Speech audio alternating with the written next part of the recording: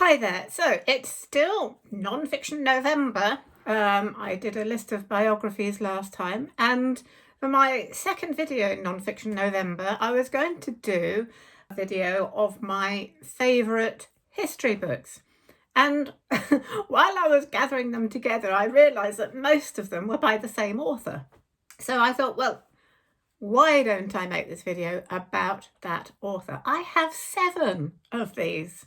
And I just tend to, if I see his name when I'm browsing in a charity shop, secondhand bookshop, whatever, I just tend to buy his books because I just love the way he writes about history.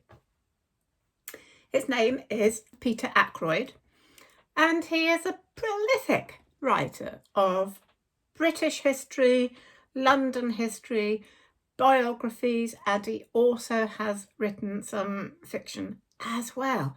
So let's have a look at a cross-section of some of his works that I happen to have. I haven't finished reading them all yet. Some of them I dip into, but others I have used for research for myself.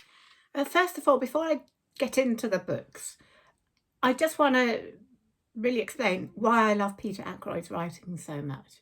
And basically, he has a knack of bringing history to life. There is nothing dry about his writing. He has a way of using words and sentences to really instill the humanity into history and make it really personal.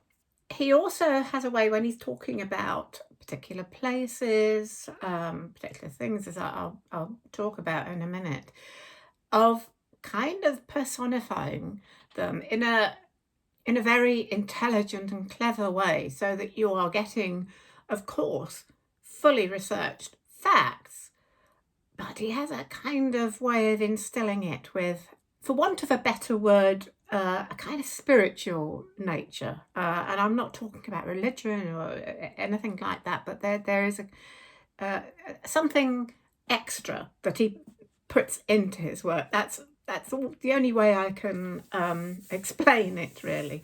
So the first book I want to talk about is his History of England, and this is volume 1, Foundation. What an amazing, this is just, as I say, it is just volume 1. I think there are 3 more, and this takes us from basically the Stone Age. The first chapter is called Hymns of Stone, and it takes us right up to the first Tudor king, Henry VII.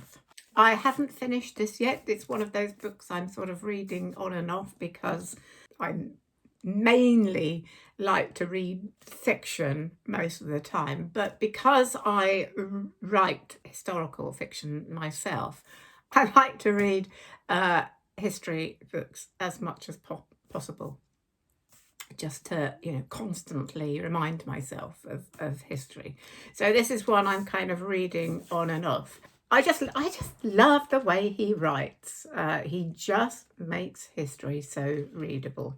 And this starts off: when the first Sarsen stone was raised in the circle of Stonehenge, the land we call England was already very ancient.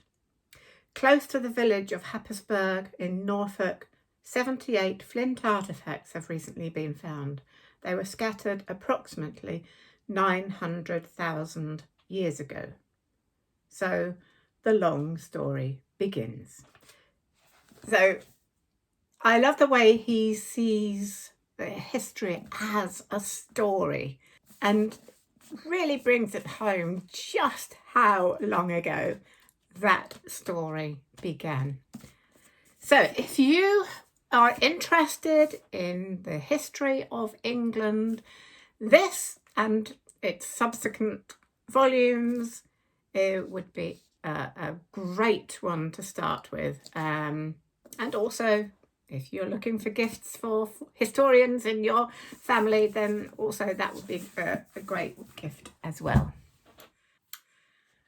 Secondly, This is Peter Ackroyd's London, the Biography. And I just love that title because that is so Peter Ackroyd. He talks about the history of London as a biography of London, as if London was a person. And it kind of is. The history of London is so fascinating, so rich, full of amazing, fascinating, interesting people. And that is what he brings to life in this book. The first section is from prehistory to 1066. And the first chapter is called The Sea. So we start right from the very beginnings when England was under the sea. That's a very, very, very long time ago. Hello, Tilly. Okay, the dog has joined me. The first chapter, the first few sentences. If you were to touch the plinth upon which the equestrian statue of King Charles I is placed at Charing Cross, your fingers might rest upon the projecting fossils of sea lilies, starfish, or sea urchins. So right from the very start, he gives you a kind of sensual feeling of history going back thousands, millions of years that you can actually touch. I love that. I love the way he does that, so that you can kind of just have a personal experience of that length of history. Oops, off she goes. Let's see what the Sunday Telegraph says. Peter Ackroyd was born to write the biography of London, a brilliant book. It would be no exaggeration to say that Peter Ackroyd's biography of our capital is the book about London. It contains a lifetime of reading and research, but this huge book is light and airy and playful. It is. He has an imaginative way of dealing with the dry facts of history. I'm sorry if I'm repeating myself, but it just brings history to life. So for you people who love London, would like to find out more about its history, this is the book. This is absolutely the book to get, and again, make a great Christmas present.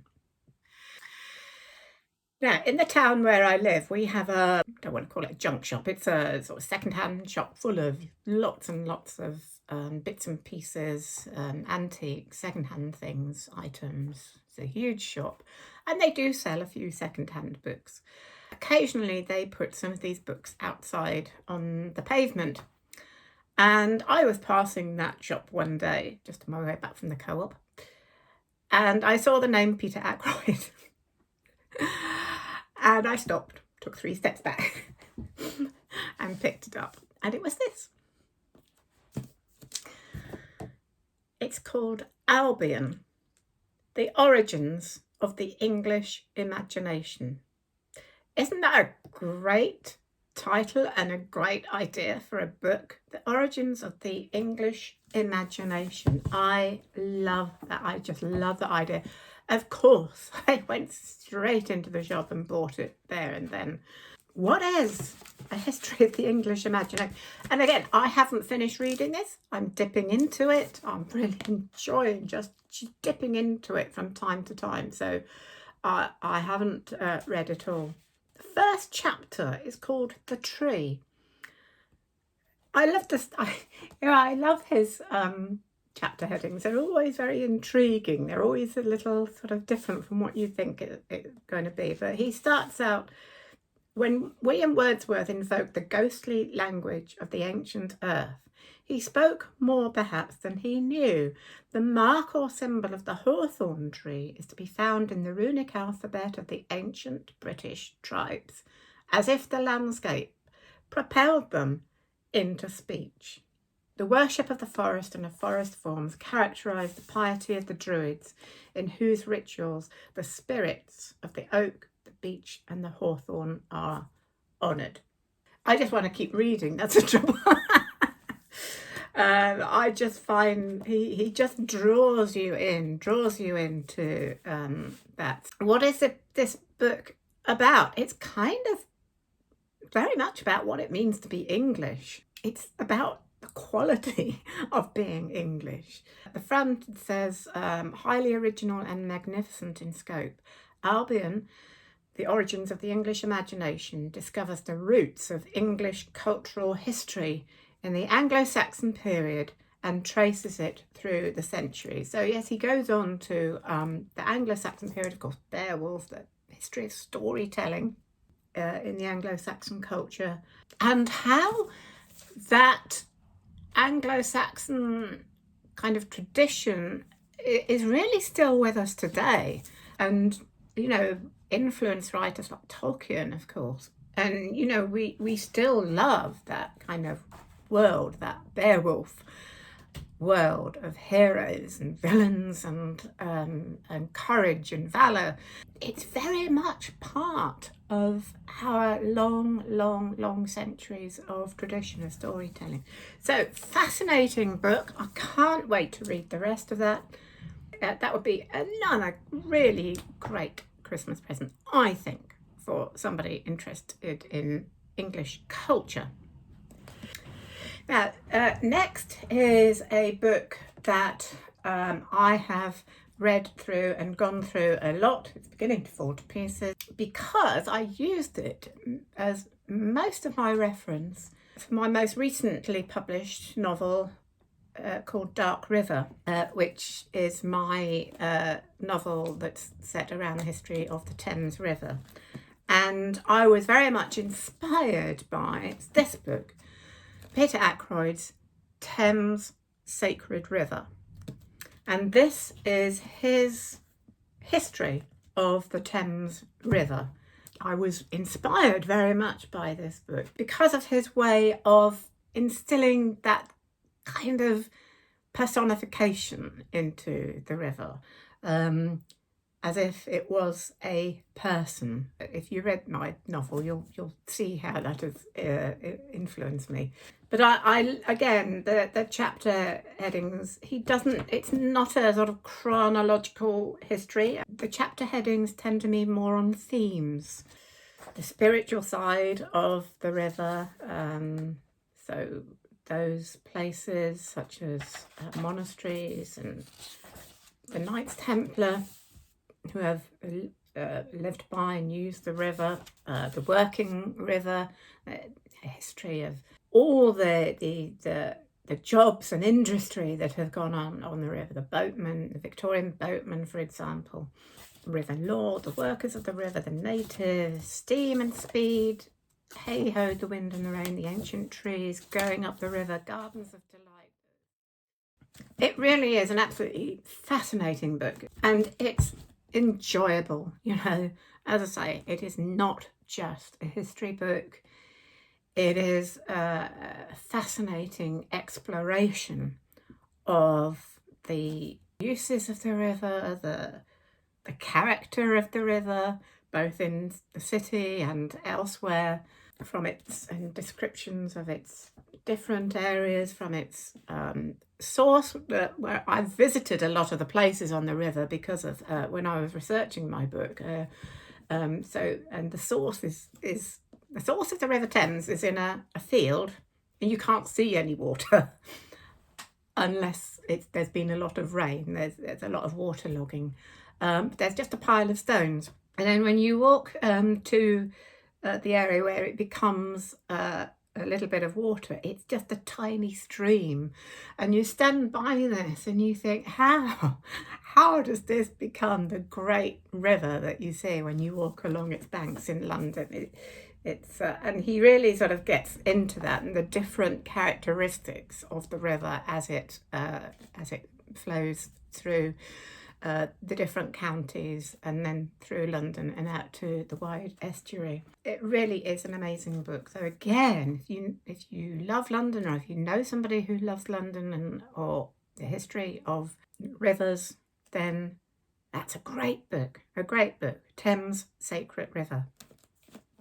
See how much I've used it. I'm falling to pieces. I've got two biographies by Peter Ackroyd. I'm just going to go through these very quickly. Of course, Peter Ackroyd's Dickens is one I've mentioned before. I absolutely love Charles Dickens, and I've always been fascinated by his life. And I think, this is, of course, my favourite biography of Charles Dickens, because it's written by my favourite history author. Anthony Burgess wrote, "I can do no more than praise, recommend, insist that you buy and read this book. It supersedes all other Dickens biographies." I think I agree with that. And Sheridan Morley calls it the definitive Dickens. So, interested in Dickens? Got somebody who knows? Interested in Dickens? This is the book for you to read the definitive biography of Dickens' life. And my other biography is the biography of William Blake. William Blake was a poet that I became really interested and fascinated by when I was in my teens. Great visionary poet of the 18th century, and his biography by the great visionary history writer of the 20th or 21st century. Again, an excellent biography of a very interesting man, an eccentric man, and a very, very sort of spiritual man who, of course, not only was a poet, but painted these very strange paintings as well. So again, if you like William Blake, that's a really good biography. Lastly, Peter Ackroyd has also written some fiction books, and I have read one, and it's called The Last Testament of Oscar Wilde.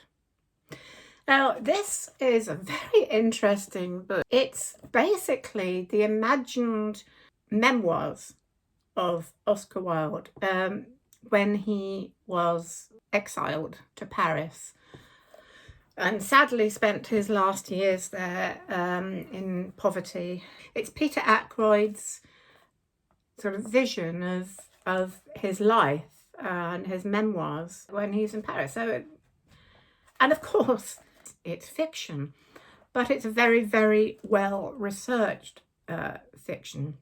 As it says on the back, he has taken the known facts about Oscar Wilde and converted them into a wholly authentic portrait of the artist. And Time Out said, one of the most fluent, witty and stylish prose pieces to have been composed by an English writer in years. Witty and poignant. Wilde probably wishes he wrote it.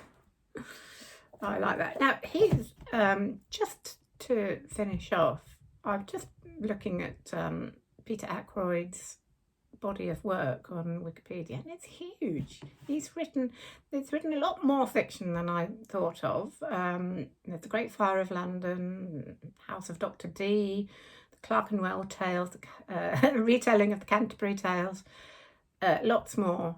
And there's a lot non-fiction from 1976 right through to this year. There are so many books that I need to look out for. Just pick out a few. Dickens' London, an imaginative vision. I would very much like that. The Life of Thomas More, biography of Chaucer, biography of Shakespeare, Coffee with Dickens, Venice, Pure Cities, written a history of Venice. That's very interesting. Charlie Chaplin, Alfred Hitchcock, Queer City, Gay London from the Romans to the present day. That would be very interesting. And the most recent, The English Actor from Medieval to Modern. That I need to have. So, such a prolific writer, and he's not stopping anytime soon. So if you've never come across Peter Ackroyd and you like history, you must get some of his books. And that's my non-fiction video for the second half of November. Christmas lists coming up soon, but a few of these you might like to think about for Christmas gifts for sure. All right, thanks for watching. Do subscribe, and I will see you again soon. Bye for now.